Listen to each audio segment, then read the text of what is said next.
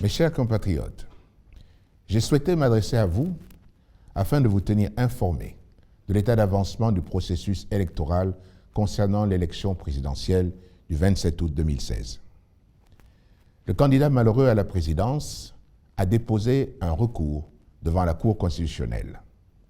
J'ai également déposé devant la Cour constitutionnelle des éléments démontrant la violation de notre code électoral.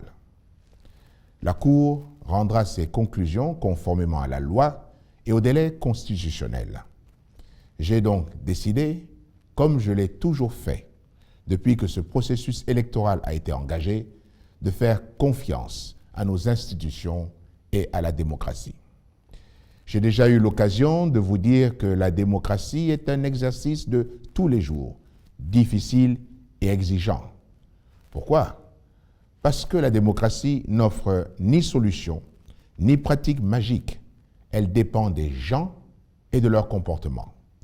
La démocratie a le rythme de ses échéances et celui que nous devons respecter cette fois-ci est celui de la Cour constitutionnelle.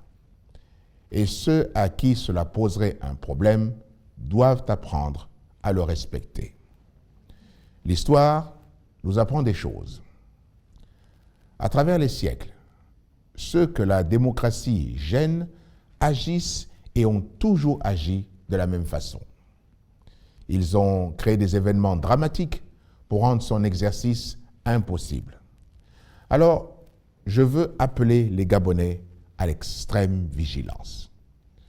Je regarde que dans les événements récents que nous avons vécus, les mots ont toujours précédé les faits, comme une prophétie que l'on voulait se voir réaliser. On a crié au putsch et on a attaqué l'Assemblée nationale.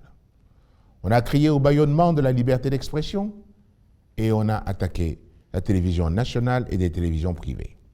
On a incendié un quotidien et saccagé une imprimerie.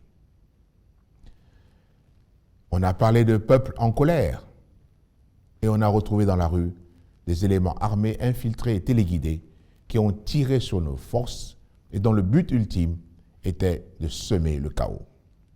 Les paroles ont toujours précédé les actes pour tenter de justifier ces mêmes actes et les rendre légitimes. Alors, quand j'entends employer le mot charnier, je ne peux rester sans m'interroger, sans être inquiet. Fort de l'observation des semaines que nous venons de vivre, je ne veux pas que certains les créent pour les rendre réels. J'appelle donc les Gabonais à la vigilance et à l'esprit critique.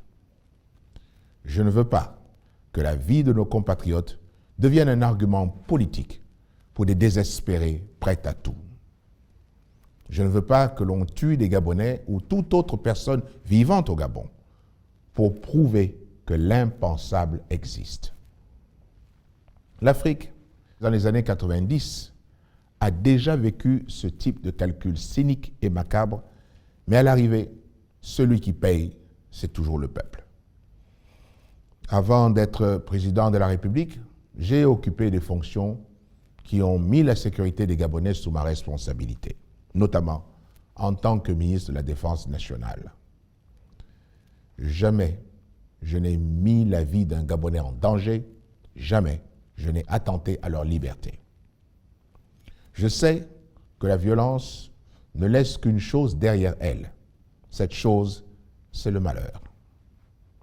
Dans ce cadre, j'ai demandé aux autorités compétentes de prendre toutes les dispositions pour que d'un côté, la sécurité des Gabonais soit assurée dans les gestes les plus simples de leur vie quotidienne et que d'un autre côté, nous puissions mener toutes les vérifications possibles pour faire la lumière sur ces propos irresponsables qui visent à discréditer le Gabon et à imposer une stratégie de la peur et de la terreur. Pour moi, la vie des Gabonais vaut plus que tout.